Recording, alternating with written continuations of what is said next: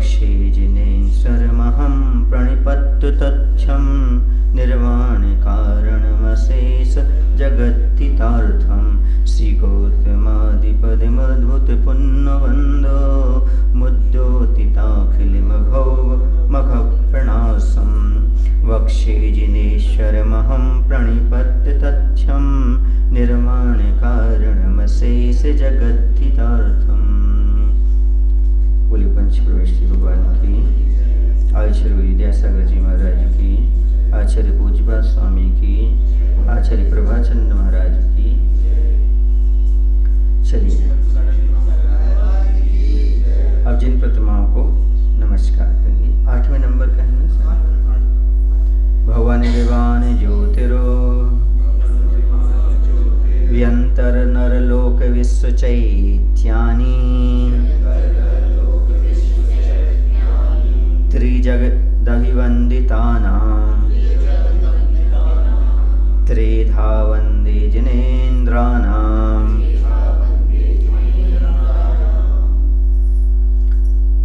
त्रिजगत अभिवंदितानां, तीनों लोकों के जीवों के द्वारा अभिवंदनीय। कौन? जिनेन्द्राणां, जिनेन्द्र भगवान की भवन विमान ज्योति व्यंतर नरलोक विश्व चैत्यानि, भवनवासी वैमानिक जोशी व्यंतर देवों के विमानों में समस्त निवास स्थानों में विराजमान तथा नरलोक, नरलोक माने मनुष्यलोक, मनुष्यलोक माने 2.5 दी में सर्वलोक में विराजमान समस्त जिन बिंबों को मैं त्रिधा वंदे मन वचन काय से वंदना करता हूँ। त्रिधा माने तीन प्रकार से, मन वचन और काय से। जितने भी भगवान हैं कृतम अकृत्यम चैत्यालय में जिनेन्द्र भगवान हैं, तो कह रहे हैं अधोलोक में, मध्यलोक में, ऊर्ध्वलोक में, सर्व विश्व में विराजमान कृतम अकृत्यम जिनेन्द्र देव के वीतराग प्रतिमाओं हैं, जो उन समस्त जीवों के द्वारा वह वंदनीय हैं। उनको मैं बार बार नमस्कार करता हूँ, मन से भी करता हूँ, वचन से भी करता हूँ और काय से भी करता हूँ। क्यों ऐसा क्यों करता हूँ? अकेले मन से करने में क्या दिक्कत है? अकेले वचन से करने में क्या दिक्कत है? अकेले काय से करने में क्या दिक्कत है? इसलिए है कि मन वचन काय से करेंगे तो क्या होगा? उसका नाम तीनों युक्त तो है ही। उसमें सही नमस्कार तभी होगा, क्योंकि मन कहीं हो, वचन कहीं हो, काय कहीं हो, नमस्कार नहीं मान रहता। मन कैसे? जब तक मन ना नवे तब तक नमन नहीं होता। इसलिए न मनः इति न मनः। तो जहाँ पर मन भी, वचन भी, काय भी तीनों प्रकार से होना चाहिए, तभी यह सही नमस्कार कहलाता है। मन से भी, वचन से भी और काय से भी नहीं। हम तो मन से नमस्कार करते हैं नहीं, जैसे कुछ लोग कहते हैं हम घर बैठे नमस्कार कर लेते, नहीं। उनका मन से तो हो गया, वचन से भी हो सकता, काय से नहीं होगा। काय से जब होगा जब भगवान के सामने आएंगे, उन प्रतिमाओं को सामने नमस्कार करेंगे, या उनकी दृष्टि में कोई ना कोई प्रतिमा आनी चाहिए, तभी काय से होगा। तो मन से भी करते हैं, वचन से भी करते हैं और काया से भी करते हैं। समझ गए ना? अब तीनों लोगों को काया से कैसे करेंगे? अब तीन लोग जा तो नहीं सकते, मन से जाएंगे। कहाँ से जाएंगे? मन से जाएंगे। मन से जा करके जो अभी वर्तमान में काया से जा सकते वहाँ तो जाएंगे ही, लेकिन वहाँ भी मन वचन काय से जा करके नमस्कार करेंगे। क्यों? क्योंकि मन को भी शुद्ध करना है, वचन को भी शुद्ध करना और काया को भी शुद्ध करना है। क्योंकि आश्रव किनसे होता है? परोक्ष में भी कर सकते हो, तो परोक्ष में तो कर रहे हैं, और क्या कर रहे हैं? मन से भी करना, वचन से भी करना और काय से भी करना। क्योंकि कर्म कैसे बनते हैं? मन से, वचन से, काय से। तीनों योगों से कर्म बनते हैं। इसी तीनों योगों से कर्म बंध रुक जाए और जो कर्म बांधे हैं वो क्षय को प्राप्त हो जाएं। इसलिए मन वचन काय से नमस्कार करते हैं, और मन भी शुद्ध हो जाए, वचन भी शुद्ध हो जाए और काय भी शुद्ध हो जाए, तीनों की शुद्धि होती है।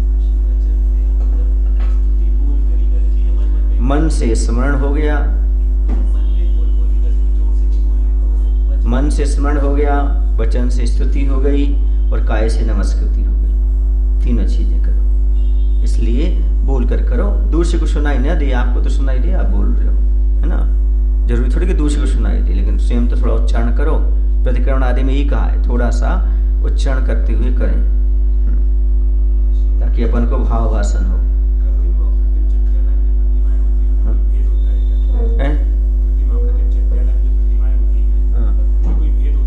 मतलब कृत्रिम अलग होते हैं, अकृत्रिम अलग होते हैं, यही भेद होता है। कृत्रिम बनाई जाती हैं, अकृत्रिम जो नहीं बनाई जाती।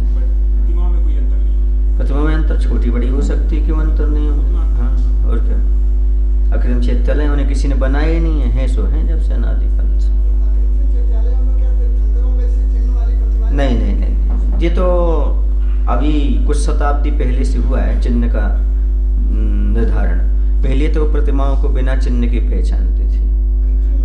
हाँ, कृत्रिम में भी जो होता था वो बिना चिन्ह के। जटा जुट रहती थी तो मालूम कर लेते थे आदिनाथ की हैं, और फना वाली रहती तो समझ लेते पार्षद भगवान की हैं। और ये भी देख लेते थे उसमें, उसके अलावा यक्षिक्षणी सी पहचान होती थी, कौन सी यक्षिक्षणी किनकी भगवान की हैं, तो उससे जान लेते थे। उन सबके हाथ में आदि और वस्तुएं रहती थी, उससे ज्ञात कर लेते थे। समझ गए ना। ऐसा जैसे कुंडलपुर में सब पहले महावीर भगवान मान के चलते थे, समझ गए ना। लेकिन जटाजूट से पहले, क्योंकि नीचे सिंहासन था, सिंहासन तो हर भगवान का होता है। लेकिन फिर राजस ने कहा नहीं, ये जो है ना, ये जटाजूट है आदिनाथ भगवान। कौन से भगवान है? आदिनाथ भगवान, बड़े बाबा मेरे। तो ऐसा होता है, तो ऐसी पहचान होती है। सिद्ध भगवान की प्रतिमा में अष्ट प्रातिहार्य नहीं होते, वो सिद्ध परमेश्वर की प्रतिमा मानते हैं। जिसमें अष्ट प्रातिहार्य होते हैं वो अरहंत परमेश्वर की प्रतिमा मानते हैं। समझो, इतना अंतर। पहले तो ऐसा भी बनाते थे, लेकिन वो आगम सम्मत नहीं मानी गई। कांच पीछे रख देते थे और खोखली कर देते थे। ऐसे प्रतिमाएं कभी आकार खोखला नहीं होता उनका, ऐसा। तो इस प्रकार से तीनों लोकों में जो कृत्रिम चैत्यालय, यहीं बैठ करके हम उनको क्या करते हैं? मन वचन काय से नमस्कार करते हैं। माने आपके मन में, वचन में, काय में, तीनों में एक्टिविटीज होना चाहिए। ऐसा नहीं है कि लिए मन से कर लिया, वचन से कर लिया, काय से कर लिया, एक से नहीं करना, तीनों से करना है। जैसे मोक्ष हमारा तीनों से बनेगा, सम्यक ज्ञान और सम्यक चारज से। वैसे ही दर्शन भी सही वंदना बनती है, तो मन से भी, वचन से भी और काय से भी बनती है। अब चैत्यालय की स्तुति करते हैं। भुवनत्रयेऽपि भुवनत् त्रयाधिपाभ्यर्च तीर्थकर्त्री नामो कर्त्री नाम। हाँ, क्योंकि रसी का है नीचे, कर्त्री। वंदे भवाग्नि शांत्यै विभुवानामालयालिस्ता।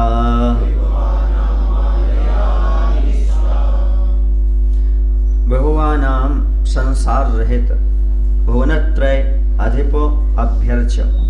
तीनों लोगों के जो अधिप माने पति स्वामी के द्वारा पूज्य हैं। तीनों लोगों के जो पति हैं उनके द्वारा, मतलब धर्णेन्द्र, चक्रवर्ती और सुरेंद्र। धर्णेन्द्र कहाँ का अधिपति है? नीचे का। और मध्यलोक का चक्रवर्ती है ना। त्रियंचों का भी ले लो, सिंह। और ऊपर का अधिपति कौन? सुरेंद्र माने धर्मेंद्र आदि। ये हो गया। तो तीनों लोगों के पतियों के द्वारा पूज्य तीर्थकर्ती नाम, तीर्थंकरों के भुवनत्रय अपि, तीनों लोकों में आलय अली, जो मंदिरों की अली, आली होना चाहिए। अली है, आली माने पंक्ति होती, पंक्ति। वो तो सब समझ, वो सब समझ गया, उतना तो जानते। यहाँ पर ये पूछ रहे थे मालयाली, मालय आली, अली माने पंक्ति, पंक्तियां हैं। ताह उनको, भव अग्नि शांति, संसार रूपी अग्नि को शांत करने के लिए बंदे मैं नमस्कार करता हूँ। कल भवज्वाला का कहा था, और आज भव रूपी अग्नि, ज्वाला अग्नि एक ही चीज है। तो संसार रहित तीनों लोगों के पतियों के द्वारा पूज्य तीर्थंकरों के। अभी बार बार ये बात क्यों कही जाती है? तीनों लोगों के पतियों के द्वारा पूज्य, ऐसा क्यों? क्योंकि तुम उनको ना पूजने लगो। किनको ना पूजने लगो? हाँ, क्योंकि अरहंत उनको पूजो जो नूर का भी नूर है। कौन है? श्रद्धा रखना है तो उस पर रखो जो नूर का भी नूर है। तो इसको क्यों रखता है? तो कैसा मजबूर है, किस चीज़ में मजबूर है जो तू यहाँ वहाँ जाकर के कहीं धर्मेंद्र का श्रद्धान कर लेता है, कहीं चक्रवर्ती का श्रद्धान कर लेता है, कहीं देवों को श्रद्धान कर लेता है। देवादिदेव पर करो, करना है तो किस करो? नूर का भी नूर है। तो क्यों है? मजबूर है, इनको नमस्कार कर। इसलिए हमेशा ये दर्शाया जाता है। यक्ष यक्षिणी की प्रतिमा इसलिए रखी जाती, पूजने के लिए नहीं, इसलिए रखी जाती ताकि तुम्हें मालूम पड़े कि ये सब पूजनीय है, ये सब इनके चरणों में आते हैं, ये भी इनकी पूजा करते हैं। इसलिए आप देवादिदेव की पूजा करो। लेकिन आज पंचम काल उल्टा हो गया, क्योंकि आगम में लिखा ही है मिथ्यात्व का बाहुल्य रहेगा। किसका बाहुल्य रहेगा? मिथ्यात्व का। तो चल रहा है, भगवान के आगे रख देते हैं। तो हम भगवान को नमस्कार करो तो हमें करना ही पड़ेगा। इनको वो देवता तो नहीं कहते, लोग कहते हैं इन्हें करना ही पड़ेगा। इसलिए भगवान की प्रतिमा के सामने क्या रख देते हैं? एक देवी की प्रतिमा रख देते हैं। भगवान का अभिषेक करो, यहाँ पानी आ ही जाएगा उनके ऊपर, गंध तक तो मिलना नहीं पड़ेगा। ये जो वर्ण हो गया मिथ्यात्व, कैसा मिथ्या चल रहा है ये सब। तो इसलिए कह रहे हैं कि ये दर्शाने का अर्थ यही है कि आप और किसी के पास न जाएं, मात्र कौन है? देवादिदेव। क्योंकि सम्यक्त बनाना है तो कल्याण करना है, तो इसके अलावा कोई रास्ता नहीं है। समझ गए? अब यदि अपन नहीं मानते तो पंथ पैदा हो जाते हैं। और याद रखना, पंथ जो भी पैदा हुए वो कषाय से पैदा होते हैं। संप्रदाय हैं, पंथ हैं, ये सब कषाय के कारण जन्म लेते हैं। धर्म में कोई कषाय नहीं होती, और धर्म कभी पैदा नहीं होते, संप्रदाय पैदा होते। धर्म तो धर्म है, समझ आया? हाँ, तो धर्म कभी पैदा नहीं होता, धर्म को धारण किया जाता। इसलिए जैन धर्म को किसी ने पैदा नहीं किया। धर्म का कोई भी जो है संस्थापक नहीं है, प्रवर्तक है। आदिनाथ हो चाहे महावीर हो, इन्होंने धर्म की संस्थापना नहीं की, ये प्रवर्तन किया है। धर्म तो अनादिकाल से, जो अनादिकाल से वही तो धर्म है। जो पैदा हुआ वो धर्म कहाँ था? समझ गए ना? गन्ने का जो रस है ना गन्ने में, वो धर्म है, जलेबी नहीं है। जलेबी तो संप्रदाय है। समझ गए ना? इसे भरा गया है, पैदा किया गया, उसका रस ऐसा है। इस कृत्रिम हो गया, वो अकृत्रिम होता है। अकृत्रिम होता है वो धर्म होता है, जो कृत्रिम होता है वो धर्म नहीं होता है। वो संप्रदाय प्रथादि हो जाते हैं, उसी के अनुसार चलने लगते हैं। तो यहाँ पर तीनों लोकों में जो मंदिरों की पंक्तियां हैं, उनको संसार रूपी अग्नि को शांत करने के लिए मैं नमस्कार करता हूँ। ये चैत्यालय की वंदना हो गई। चैत्य मान हो गई प्रतिमा की वंदना, और चैत्यालय माने मंदिरों की वंदना हो गई। किसकी हो गई? मंदिरों की वंदना। अब कोई हमसे कहे अरे चैत्यालय चलो, एक बार एक गांव में लोग आए, हमारे चैत्यालय चलो। हमने कहा चलने तैयार है। चैत्यालय में कौन से भगवान है? बोले भगवान नहीं है, शास्त्र है। बोले हम कहते यहाँ भी दर्शन कर लेंगे। वो तो चैत्यालय किन्हें कहते हैं? जय चैत्य माने प्रतिमा, उसका नाम चैत्यालय है। आकार का नाम चैत्यालय नहीं है, वो तो सभागार हो जाएगा, प्रवचन है, स्वाध्याय कक्ष हो जाएगा। चैत्यालय किसे कहेंगे? जहाँ पर भगवान की चैत्य माने प्रतिमा विराजमान हो, उसी का नाम चैत्यालय हुआ करता है।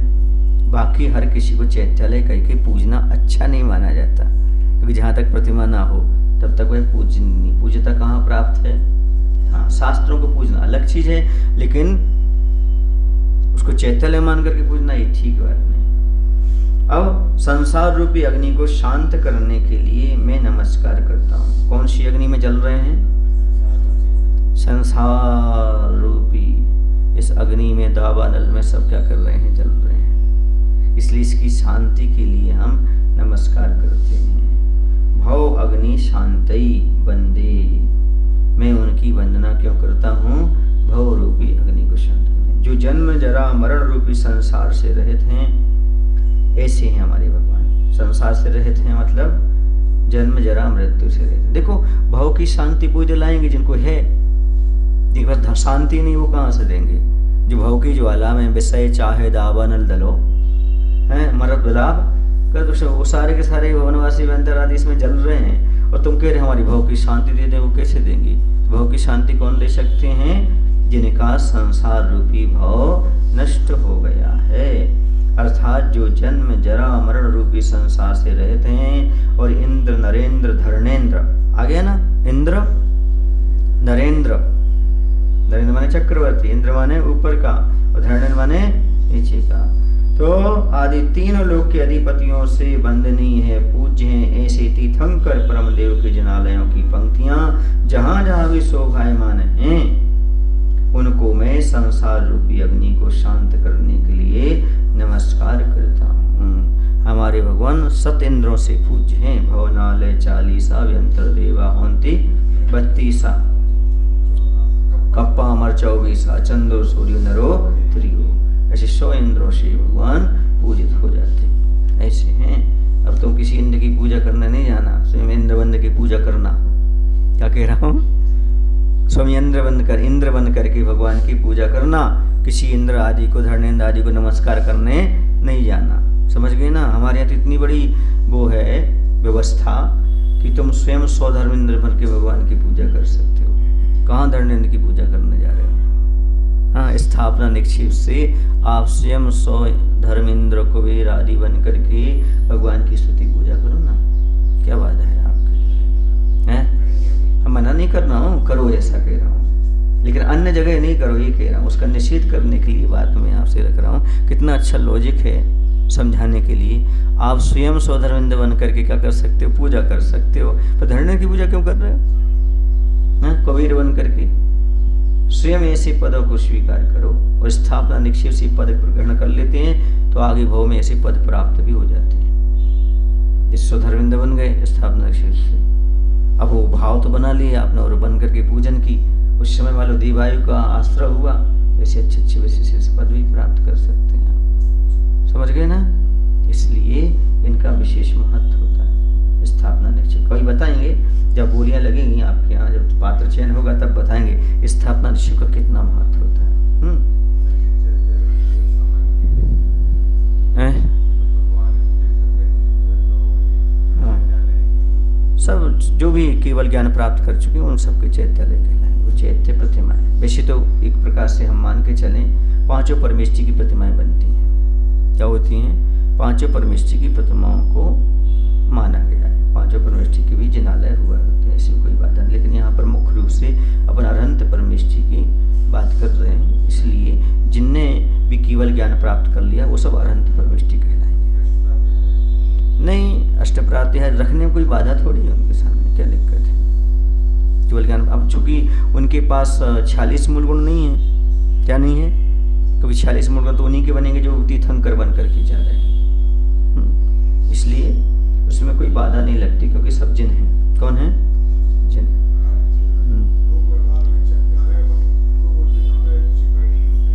हाँ हाँ हाँ, बोल देते हैं चैत्यालय।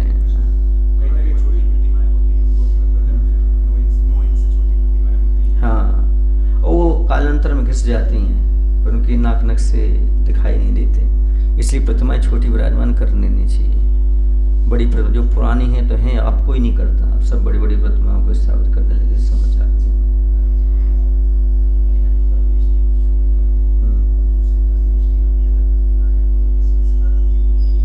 हाँ, उनकी सारी विधि है। प्रतिष्ठा सार में सारी विधि। इति पंच महापुरुषा प्रणुता जिन धर्म वचन चैत्यानि चैत्यालयाश्च विमलां दशन्तु बोधिं बुधजनेष्टां। हाँ, लेकिन ये जरूर है मुख्य रूप से हमारे यहाँ किसी भी सरागी की प्रतिष्ठा नहीं होती। सरागी देवी देवताओं की प्रतिष्ठा का विधान दिगंबर संप्रदाय में कहीं भी नहीं। अब ये कहाँ से प्रचलित हो रहा है वो जाने। आजकल उनकी बेदी बनने लगी, प्रतिष्ठा होने लगी, ये सारी चीजें विडम्बनाएं खड़ी हो गई। हम एक गांव में गए थे, उसका नाम है बीनागंज। जिनोदय, सुबोदय के जिनोदय क्या नाम से क्षेत्र बना है। बीनागंज घुमराज के पास। हाँ, सुबोदय होगा जहाँ तक, सुबोदय से है ना। तो वहाँ पर हम गए थे। वहाँ पर अशोक जी थे, हैं अभी वो, और एक मनोज जी थे। समझ गए? हैं अभी वो।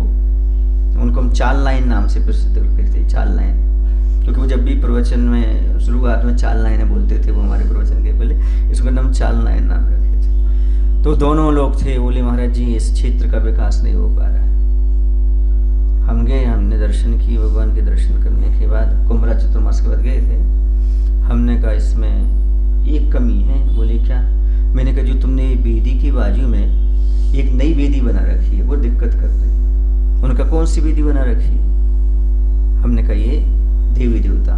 बोले नहीं, इनकी यक्षिणी है, यहाँ पर एक दूसरे संघ की, हाँ बोले आचार्य के संघ की नहीं थी, आर्यिकों का चतुर्मास हुआ था तो उन्होंने यहाँ पर वेदी बनवा दी और प्रतिष्ठा कर दी उनकी यक्षिणी की। नेमिनाथ भगवान थे, नेमिनाथ भगवान की। हमने कहा इसी तो बाधा आ रही है, हमने कहा क्योंकि वेदी इनकी नहीं बनती। बोले महाराज क्या करें, अब 4 लोग समर्थन में थे और 40 लोग हमारे समर्थन, मतलब जो हम कर रहे थे उस बात के समर्थन में थे। हमने कहा एक काम करो, जब सारी कमेटी तैयार है, एक आध व्यक्ति तैयार नहीं है तो क्या होता है उससे। बोले महाराज डर लग रहा है, वो वेदी प्रतिष्ठा हो चुकी है। हमने कहा आगम में वेदी प्रतिष्ठा है ही नहीं बीतरागी के अलावा किसी। बोले कैसे करें, हमने कहा हम खड़े हो जा रहे हैं, तुम वेदी को अलग करो, हम तैयार हैं उसके लिए। बोले फिर क्या करेंगे, हमने कहा बाकी बगैर हम बता देंगे। बस 4 लोग अच्छे से आ गए, उठाया हमने कहा जहाँ पर आपकी द्रव्य धुलती वहाँ रखाओ। कहाँ रखाओ इनको, जहाँ द्रव्य धुलती वहाँ रख करके आ जाओ, यहाँ वेदी में रखने की जरूरत नहीं है। उन्हें वहाँ रख दिया और यहाँ पर जो वेदी खाली हो गई है ना, उसमें हमने आचार्य की तस्वीर लगवा दी और जनवाणी माथा रखवा दी। हमने कही वेदी नष्ट मत कर, रखे रहने दो, आपका काम हो जाएगा, है ना। और 6 महीने नहीं भी थे, वर्षों से टल रहा था। आचार्य ने सुदर्शन जी को संकेत दिया, वहाँ का उद्धार हो गया। वो सभी कहते महाराज आपने करवा दिया था, इसलिए महाराज अब जो सब काम हो गए इतने से अडंगा था। हमने कही तो कहा था, मान तो लिया करो, दूध से दही, दही से दही। जो महाराज जी ने कही वही जनवरी के बाद, फरवरी के बाद मई, जो महाराज जी ने कही वैसे। तो ये उनको समझाया, उन्हें समझ लिया, उनका विकास हो गया। ये समझते ही नहीं लोग। देखो कोई धर्मेंद्र परमतियों की देवी आके वहाँ नहीं बैठ रही, यहाँ वहाँ के देवी देवता वहाँ के कब्जा कर लेते हैं, तुम्हारे विघ्न डालते हैं, वो खुद पूछते हैं, सब करते हैं और विघ्न डालते हैं, और तुम समझ रहे हाँ ये देवी देवता आ गए, ये कर रहे हैं। वो उनको फुर्सत है कि तुम यहाँ आके बैठे ही करें, समझ में यार। और वो भगवान के सामने कैसे पूजेंगी, ये सम्यक दृष्टि में भगवान की सेवा करने वाले हैं, तो कैसे अपनी पूजा करवाएंगे। आप खुद सोचो भगवान के सामने, वो ये कहेंगे हमारी पूजा कर भगवान को छोड़ कर, कैसे सम्यक दृष्टि फिर वो। बोलो गलत कह रहे सही कह रहे। असही में सम्यक दृष्टि गुरु के सामने अपने पैर छुड़ाने में मना करता है। अपने बेटे से कहते नहीं, महाराज के सामने नहीं। फिर त्रिलोकीनाथ के साथ कैसे कर लेगा। और कैसे विवेकी लोग हैं जो इस प्रकार की बात को सिद्ध कर देते हैं। चलें आगे। हाँ आप करते हैं। हाँ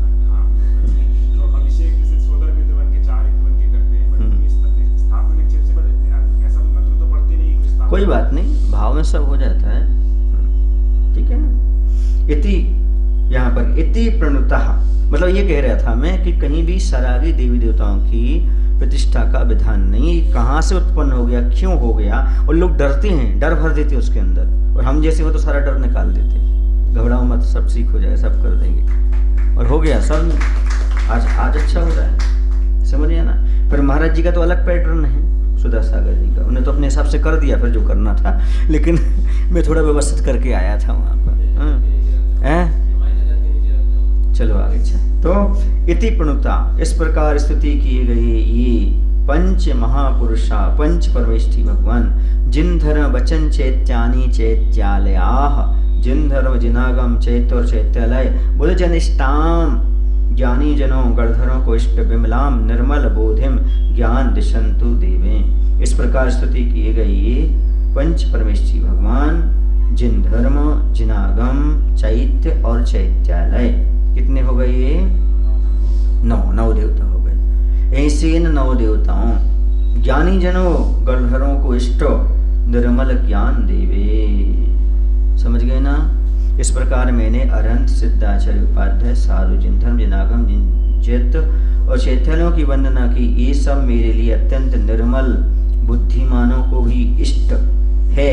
ऐसी रत्नातर निधि मेरे प्रदान कर, जो गणधरों को भी पसंद है, ऐसी रत्नातर रूपी निधि हमें प्रदान करें। अंत में क्या मांग लिया?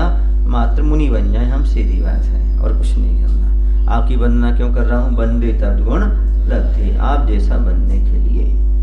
समझ गए ना। ऐसा क्या कह रहे हैं? जिन धर्म अलग चीज है। जो ध्वजा होता है ना, जिन धर्म का प्रतीक है। ध्वजा जिन धर्म का प्रतीक, और शास्त्र जो है वो जिनवाणी है। इससे ध्वजारोहण पहले होता है। ध्वजारोहण का बहुत महत्व होता है। क्योंकि ध्वजारोहण जिन धर्म का प्रतीक माना जाता है। किसका प्रतीक? इसे ध्वजारोहण हो, जहां भी चैतन्य पड़ेंगे उसमें ध्वजाएं लहराती फहराती, क्योंकि जिन धर्म का प्रतीक की ध्वजा होती है पंचरंगी ध्वजा। समझ गए? हाँ। तो एक बार की बात है, अभी तुमने कहा ना आचार्य ने हम लोगों को, हम और पुरुषोत्तम सागर जी महाराज से आचार्य ने भेजा कि एक गांव में 10 साल से पंचकर्णक तल रहा है, कारण खोजो क्या है, कारण खोजो, वहां पर क्या दिक्कत है। वहां पर आचार्य ने पूर्णमती जी को भेजा, मृदुमती जी 2 बार गई वहां पर, ब्रह्मणमती गई, लेकिन कहीं वो पंचकर्णक का वो नहीं, मतलब 10 साल से प्रतिमा रखी उनके। गए वहां, देखा, जाना, परखा, एक बेदी में एक देवी जी विराजमान थी, बुंदेलखंड की बात है, समझ गए। अब वो 2-4 लोग थे जो समझदार थे, हमने कहा देखो भैया बाधा तो यहाँ से आ रही है ना, आपको तो ये अपन व्यवस्था कर, महाराज नहीं वो फलाने व्यक्ति ऐसा करेंगे, ठिकाने व्यक्ति ऐसा करेंगे, उनको आ जाती है देवी, ऐसा हो जाता है, वो तो हम संभाल लेंगे। हमने कहा तो बस हमारे पक्ष में आ जाओ, हम सारा काम कर लेंगे, ठीक है। और लेकिन ध्यान रखना चौथे व्यक्ति तक बात ना पहुंचे, क्योंकि ये चीजें अफवाह की हो जाती हैं। मुझसे कहा का ठीक है महाराज, आप करो तैयार हैं, हमने विश्वास कर लो पहले, फिर उसके बाद देख लेना, ठीक है। हमने कहा मैं उसको उठा के रखूंगा प्रतिमा को, और मेरी फोटो खींचना आप, मैंने उनसे कहा, और फिर आप क्लियर कर लेना। मैंने प्रतिमा को उठाया, उन्होंने फोटो खींची, फोटो खींचने के बाद फोटो आई नहीं। हमने कहा अब तो विश्वास है ना, अब घबराइए मत, अब मैं आपकी व्यवस्था पूरी कर देता हूँ, है ना। एक टीन बुलवाया, उस टीन में हमने उसको रखा, रखने के बाद हमने कहा जाओ फलानी जगह रख के आ जाओ, समझ गए ना। अब बस जा करके वो रखा है जहाँ हमने कहा था, व्यवस्था करके आ गए उसके लिए। अब करके आ गए, अब सुबह यहाँ पर हड़कंप मच गया, जो उनको पूजने वाले थे वो चिल्लाने लगे, क्या कहने लगे कि ऐसा ऐसा ऐसा, वो जिसको आते थे वो चिल्लाने लगा देवी को कौन ले गया, कौन ले गया, कौन ले गया। मैं पहुंचा, मैंने कहा देखते इसको देवी आती कि नहीं आती। मैंने कहा इस प्रतिमा को मैंने उठाया, नहीं नहीं आप कैसे उठा सकते हो। मैंने कहा आगे इसको बाहर करो, इसको झूठ बोल रहा है, इसको देव है ही नहीं इसके अंदर, क्यों नहीं है, उठाई तो अपन ने, और ये कह रहे नहीं उठाई, बोले झूठ बोल रहा है, नखरे कर रहा है, नाटक कर रहा है कि हमारे अंदर देवी है, देवता है। देवता बड़ी ज्ञान से जान नहीं लेता वो कि कौन ने उठाई, किसने उठाई, क्या किया। हमने अब वो सब निकले महाराज जी ये भी नाटक होता है। हमने कहा देख लो अब तुम लोग ऐसे डरते हो, ऐसा होता है वैसा, डरा मत करो, ये सब नाटक है, कुछ भी नहीं है ना, कोई चीज है। फिर अच्छे से पंचकर्णक हुए, आचार्य से आह्वान हुई, इतना हुआ, समझ गए। तो क्या करें, हो डर है आप लोगों के अंदर बहुत ज़्यादा, ऐसा ना हो जाए वैसा ना। भाई स्नेह लो आज, भय से स्नेह से लोभ से कुदेवागम लिंगी नाम ना विनयम प्रणामम कुरु चे शुद्ध दृष्टिया सम्य दृष्टि। कभी किसी के इनमें पढ़ करके कभी नमस्कार नहीं करता। चलिए इस प्रकार यहाँ पर रत्नत्रय निधि पाने के लिए हम इनको नमस्कार कर रहे हैं, संसार की निधि पाने के लिए नहीं, समझ गए। संसार की चीजें प्राप्त हो, रत्न प्राप्त हो, इसलिए नहीं, रत्नत्रय प्राप्त हो।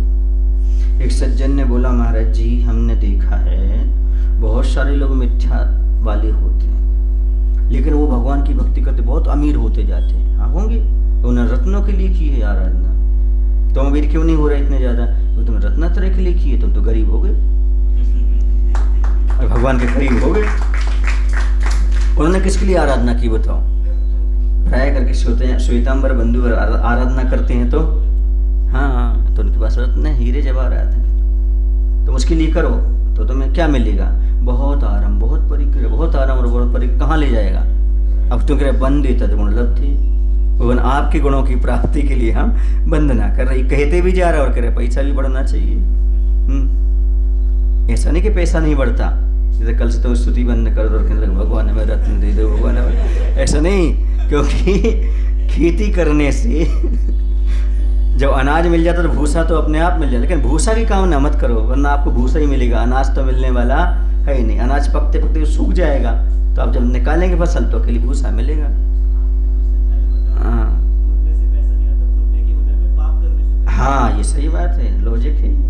पुण्य के उदय में जब पाप करोगे तब पैसा आता है, क्यों, क्योंकि ऐसे पैसा थोड़ी आएगा आपको, पुण्य से पैसा आता ही कहा जाता है, लेकिन पुण्य का उदय नहीं, कितना ही पाप कर लो तो भी पैसा नहीं आएगा। पुण्य का उदय है और तुम पाप कर रहे हो तब पैसा आएगा।